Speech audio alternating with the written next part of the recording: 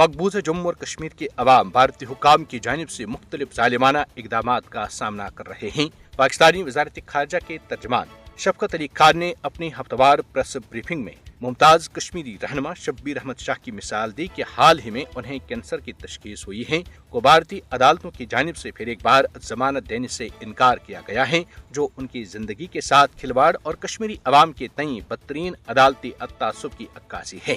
شفقت علی خان نے قابض بھارتی حکام کی جانب سے جماعت اسلامی مقبوضہ جموں اور کشمیر کے تعلیمی ادارے فلاح عام ٹرسٹ کا تذکرہ کرتے ہوئے کہا کہ تقریباً 2 ہفتے قبل قابض حکام نے من مانی کرتے ہوئے فلاح عام ٹرسٹ کے 215 نجی سکولوں کو اپنی تحویل میں لینے کا فیصلہ کیا۔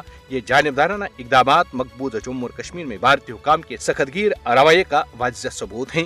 انہوں نے کہا کہ ہم بھارت پر زور دیتے ہیں کہ وہ کشمیری عوام کی بنیادی حقوق اور آزادیوں کا احترام کریں اور انہیں ان کا ناقابل تنسیق حق خود ارادیت دے، جیسا کہ اقوام متحدہ سلامتی کونسل کی قراردادوں میں درج ہے۔ ترجمان نے شبیر احمد شاہ اور دیگر ہزاروں کشمیری سیاسی نظربندوں کو بھی فوری طور پر رہا کرنے پر زور دیا ہے۔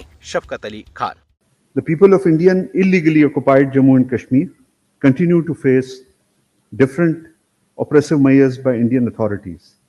Grant of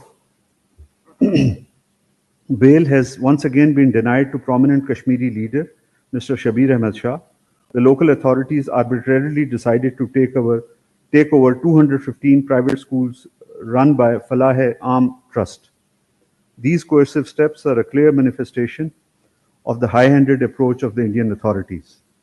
We urge them to respect the fundamental rights and freedoms of the Kashmiri people and grant them their inalienable right to self-determination as enshrined in relevant UN Security Council resolutions.